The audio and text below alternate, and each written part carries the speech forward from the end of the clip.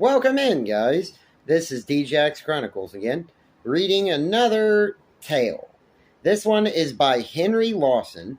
I've never read anything of his before on here. It's called Across the Straits. It's I'll just say it's interesting. We'll get started on it.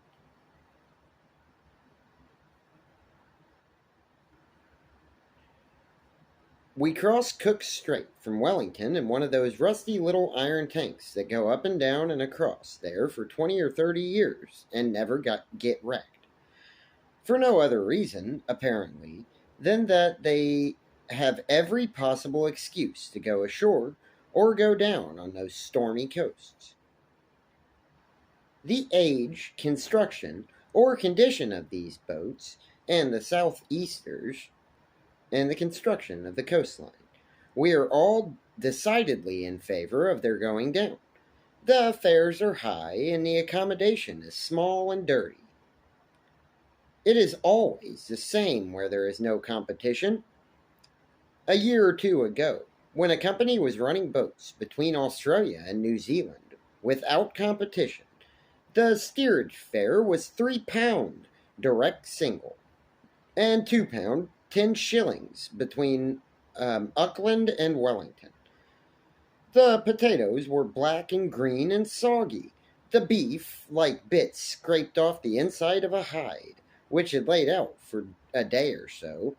The cabbage was cabbage leaves. The tea was muddy. The whole business took away our appetite regularly 3 times a day, and there wasn't enough to go around.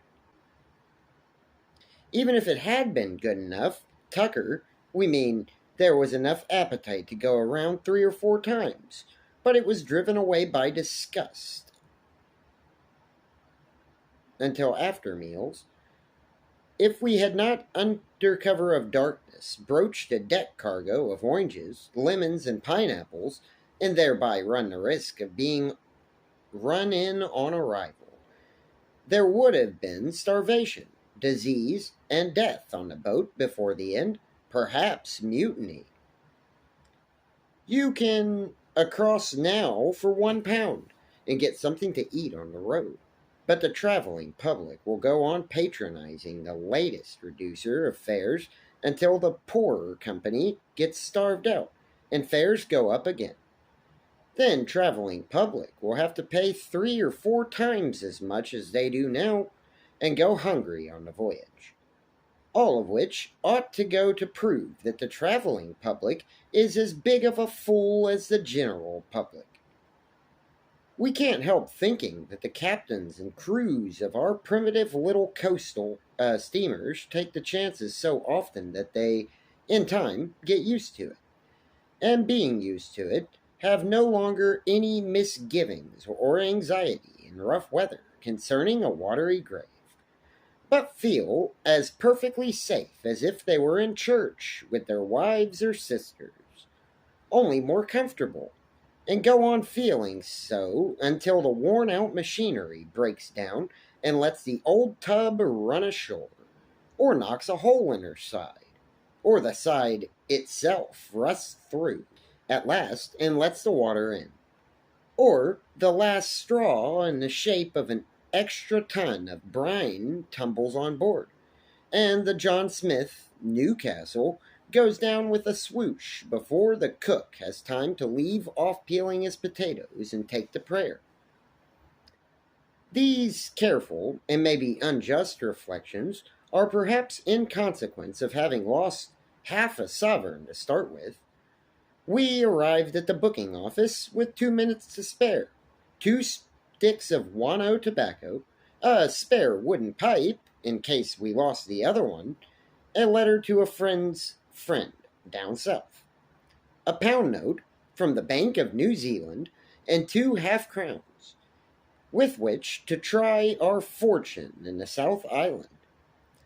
We also had a few things in a portmanteau, and 2 blankets in a 3-bushel bag. But they didn't amount to much. The clerk put down the ticket with the half-sovereign on top of it, and we wrapped the latter in the former and ran off for the wharf. On the way, we snatched a ticket out to see the name of the boat we were going by, in order to find it, and it was then, we suppose, that the semi-quid got lost. Did you ever lose a sovereign or a half sovereign under similar circumstances? You think of it casually and feel for it carelessly at first, to be sure that it is there all right. Then, after going through your pockets 3 or 4 times with rapidly growing uneasiness, you lose your head a little and dredge for the coin hurriedly and with painful anxiety. Then you force yourself to be calm and proceed to search yourself systematically, in a methodical manner. At this stage, if you have time, it's a good plan to sit down and think out when and where you last had the half sovereign, and where you have been since, and which way you came from there, and what you took out of your pocket and where, and whether you might have given it in mistake for a sixpence at the pub when you rushed in to have a beer. And then you calculate the chances against getting it back again. The last of these reflections is apt to be painful, and the painfulness is complicated and increased when there happen to have been several pubs, and a like number of hurried farewell beers in the recent past. And for months after that, you cannot get rid of the idea that the half sov might be about your clothes somewhere. It haunts you. You turn your pockets out and feel the lining of your coat and vest inch by inch, and examine your letters, papers, everything you happen to have bad in your pockets that day, over and over again, and by you peer into envelopes and unfold papers that you didn't have in your pockets at all, but might have had, and when the first search is worn off and fit takes you, you make another search, even after many months have passed away. Some day or night, when you are hard up for tobacco or a drink, you suddenly think of the late lamented half sov, and are moved by adverse circumstances to look through your old clothes in a sort of forlorn hope, or to give good luck a sort of chance to surprise you. The only chance that you can give it. By the way, 7 and 6 of that half-quid should have gone to the landlord of the hotel where we stayed last, and somehow, in spite of this enlightened age, the loss of it seemed a judgment. And seeing that the boat was old and primitive, and there was every sign of a 3-day sou'easter, we sincerely hope that judgment was complete, that supreme wrath has been appeased by the fine of 10 bob, without adding any Jonah business to it. This reminds us that we once found a lost half-sovereign in a bowl of a spare pipe 6 months after it was lost. We wish it stayed there and turned up tonight. But although, when you are in great danger, say adrift in an open boat, tales of providential escapes and rescues may interest and comfort you. You can't get any comfort out of anecdotes concerning the turn of the lost quids when you have lost one yourself. All you want is to find it. It bothers you, even not being able to account for a bob. You always like to know that you have had something for your money, if only a long beer. You would sooner know that you fooled your money away on a spree and made yourself sick, then lost it out of an extra hole in your pocket and kept well. We left Wellington with a feeling of pained regret, a fellow wanderer by our side telling us how he had once lost a 5 pund note, and about 2/3 of the city unemployed on the wharf looking for that half-sovereign. A sailor said that the Moa was a good sea-boat, and although she was small and old, he was never afraid of her. He'd sooner travel in her than in some of those big cheap ocean liners with more sand in them than iron or steel.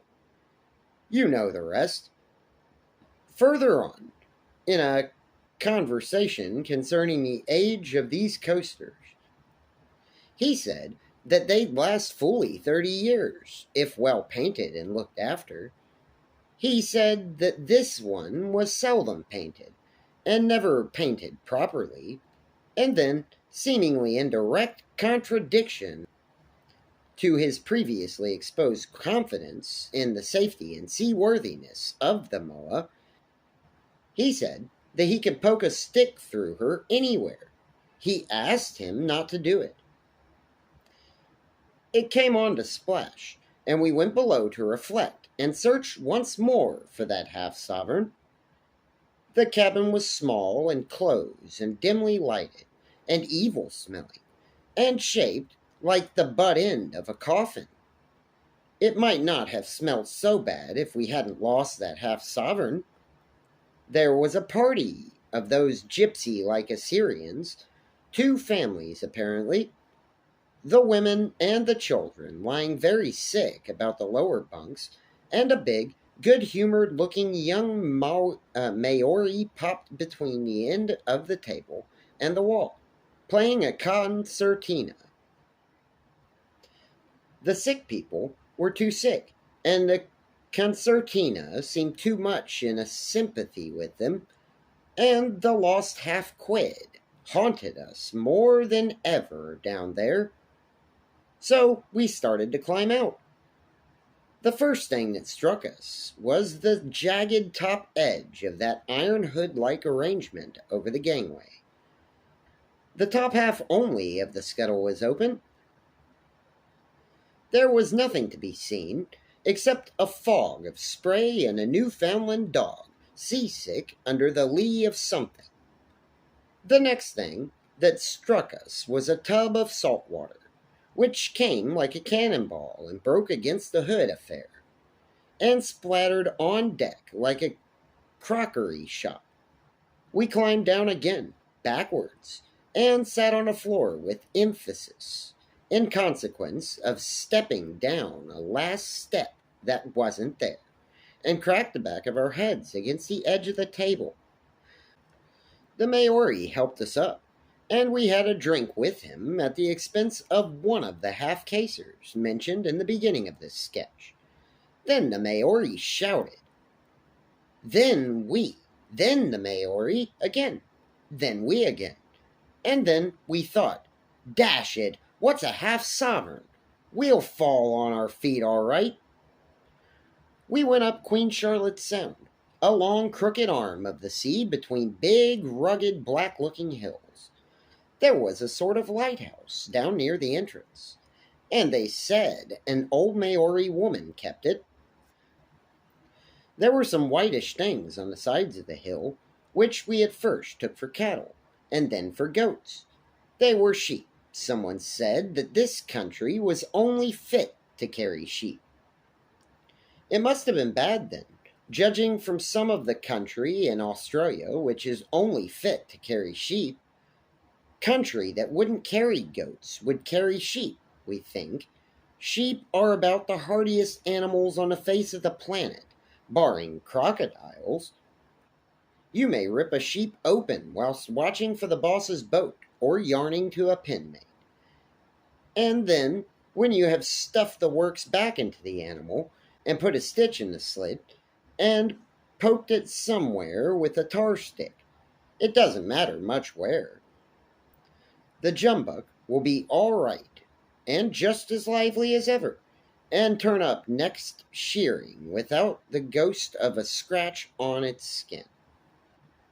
We reached Picton, a small collection of twinkling lights in a dark pocket, apparently at the top of a sound.